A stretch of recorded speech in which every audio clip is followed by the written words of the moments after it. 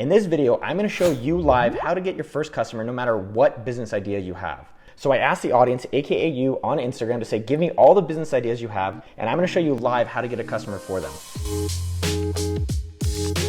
Number 1, work from home office consultant. Number 2, face masks for dogs. Number 3, Airpod wind covers. Number 4, keto taco shells. And number 5, a spice rack meets a Keurig. Let's go make some sales. So the first problem that you guys are saying is work from home office consultant. So first off, that is a way too broad of an offering. What does a work from home office consultant actually mean? So be specific in what you're actually offering people. I'm gonna set up your desk environment. I'm gonna teach you new apps like Notion and Coda or Roam, whatever that is. But let's just say you were looking for people working from home. Where is a place online that tells people where they work? LinkedIn. So let's go over to LinkedIn. And what I would try to think about is who are the people that would really need help, and then what can I pitch these specific people? So first off, I would think about my aunt. She's a therapist who's not super tech savvy, sorry Aunt Rhonda, but she probably wants to go online. She's probably using Zoom, maybe wants to get her home office set up a little bit more effectively. And so on LinkedIn, you can literally go and look at a list of like, maybe I'll look up therapists. Think about people who are actually doing sales things, doing meetings, or doing things online that would actually need your help. And so from here, you can literally see all the people that you are connected to, first connection, that are actually probably needing your service. And then all you have to do is send them a message saying, hey, I'd like to be doing work from home consulting for you. It's $100 and I'm gonna be offering you a desk setup, or I'm gonna be recommending tools for you, or I'll help you get your practice online.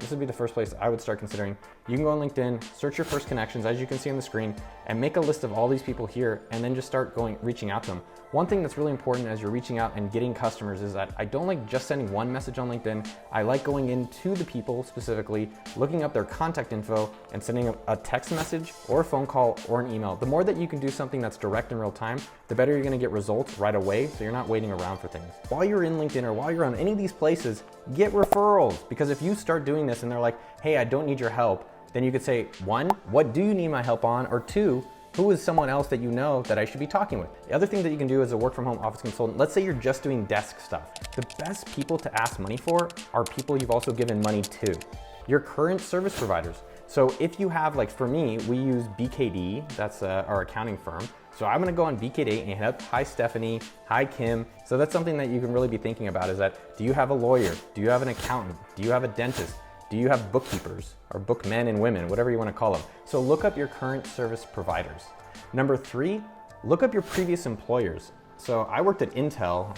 I don't know how many people are still there, but they have over 100,000 employees. I'm not sure if people are still working there that I know. Let me see if there's anyone still on LinkedIn that I know. Oh, actually Abby and a few of these other guys are still there. So I would be hitting up these people. I'm sure they have some ergonomic budgets. I know when I was at Intel, they actually gave us like a full ergonomic optimization once we got the job, because they're like, oh, you're gonna die here, so we wanna make it feel good. Hey, Abby. Oh shit, I hope, oh, I sent it. I'm just gonna send it so you'll see. I hope you're awesome.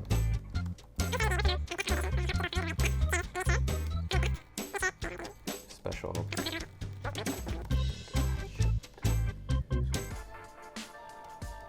All right, I just sent it so you can see that I just sent the message live. I hope Abby doesn't mind me sending a referral request. All right, next up, what is the next business ideas that you guys were asking for? Face masks for dogs. So again, I think what you're gonna start noticing as I'm showing you how to get customers no matter what business idea you have is work backwards with the customer first mindset. That is the most important thing. And so if I was looking about face masks for dogs, I would say friends who own dogs. So I'm making a Google spreadsheet. This is all free and I still haven't spent any money yet. So maybe name, email, dog name, and just start creating a list of the people you know. So who do I know that has a dog? Anton has a dog. I think my friend Brian Kotlier has a dog. I'll put him in here. And I put their emails in, so Anton, Brian, and now let me actually just show you. I'm gonna message them. Normally what I like to do in messaging is that I like to do it as fast as possible. So I'm gonna do it via text message, so you can see it on my phone. I go into my text message, I'm asking Anton, and I'm just gonna message him right now. Hey man, wild question.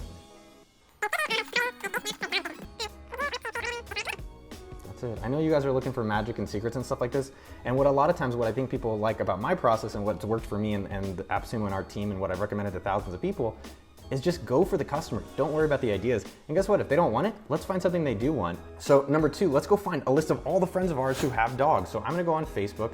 What you could do is you can post on your social media. So I will post it here.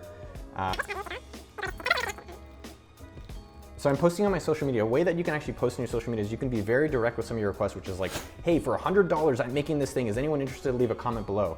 The second way that I've actually found a lot of success from it is kind of doing it a little bit lighter of an ask, where you say, hey, which of you gorgeous people, or which of you people have dogs, or which of you people are interested in this?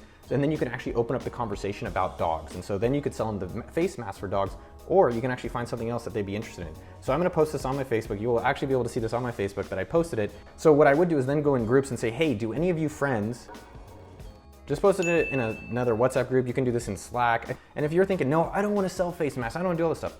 I don't know what you want. But anyways, you could always just start a newsletter and say, hey, if you're interested in dogs or thinking about dogs, if I'm gonna start a newsletter on sendfox.com, and each week I'm gonna send one tip about something you can do better with your dog, or maybe some of you weird ass cat people, you have a newsletter around that. A lot of you are probably asking then, well, no, how much do I charge for it? What I would simply do is I'd go on AliExpress, I'd go on Amazon and see what a normal face mask is going for. I would create a Google spreadsheet. So on the spreadsheet here, you can see like dog cost.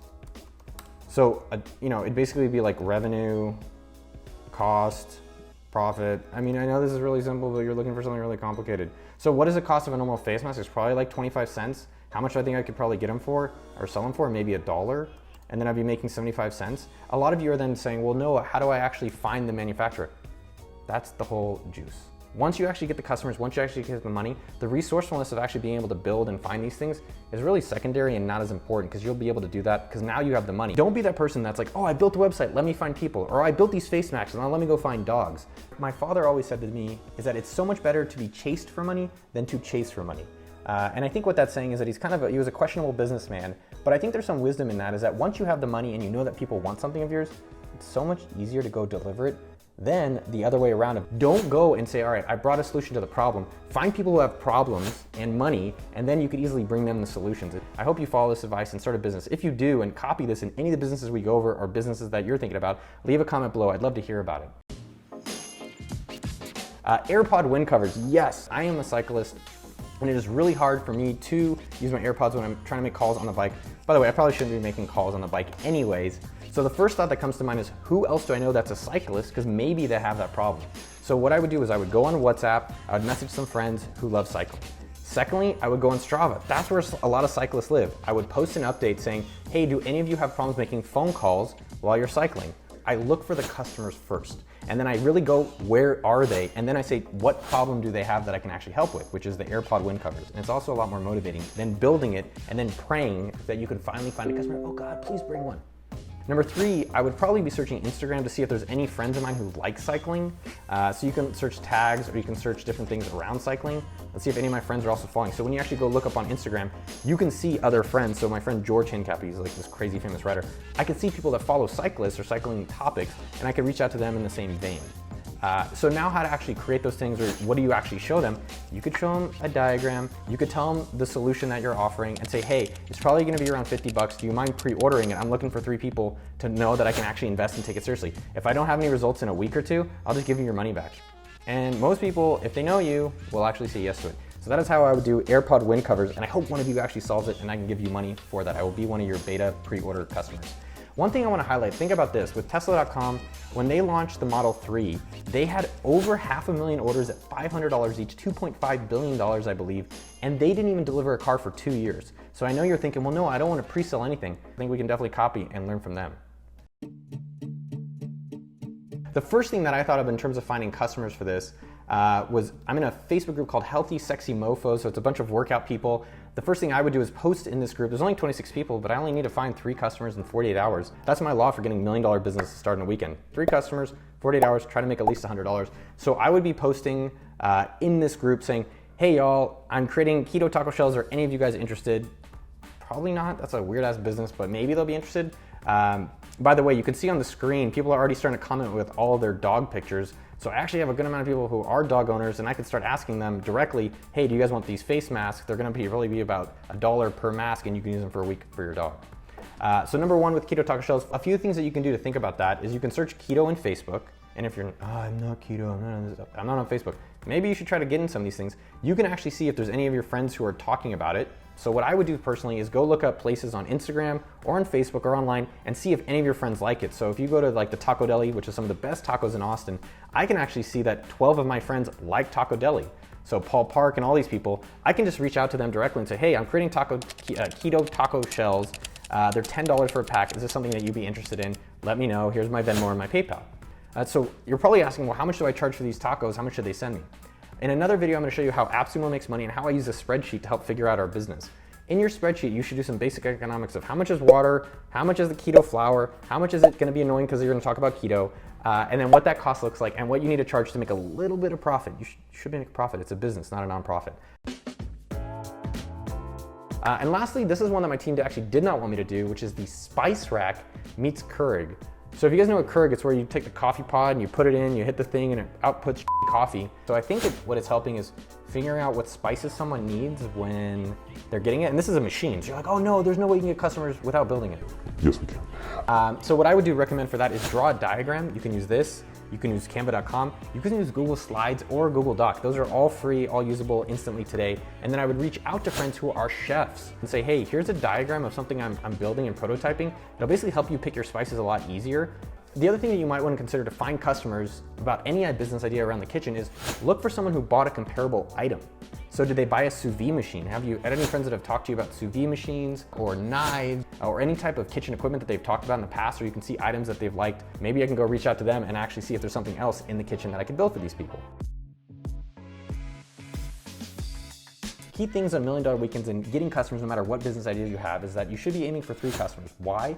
1 and 2 is kind of easy, and 3, if it's hard, it's only gonna get harder, but I found 3 is kind of the sweet spot in getting a business started. Number 2, you should not be spending any single money on getting a business started. You don't need more courses, you don't need more books, you don't need more domains. And number 3, I really found for myself and for a lot of other people is do it in the weekend. The 48-hour span, Monday, Tuesday, Saturday, Sunday, is perfect. The more time you give yourself is the more time you're gonna take on getting these businesses started. If you've liked this video and it's been interesting for you about how to get customers no matter what business idea, and this really can apply to any technical business, any dog business, any food business, website business, you can do the exact things that I've taught you in this video. Check out the $1 Million Weekend if you want to have even more examples of getting businesses started, which you don't need more examples, you just need to get started, or this custom playlist right here. And make sure to subscribe somewhere below. We're going to be putting out exclusives just for people who are subscribed, so I don't want you to be missing out on that. And I like seeing subscribers, it makes me really happy. And I hope you have an amazing day. I love you, and I'll see you out there.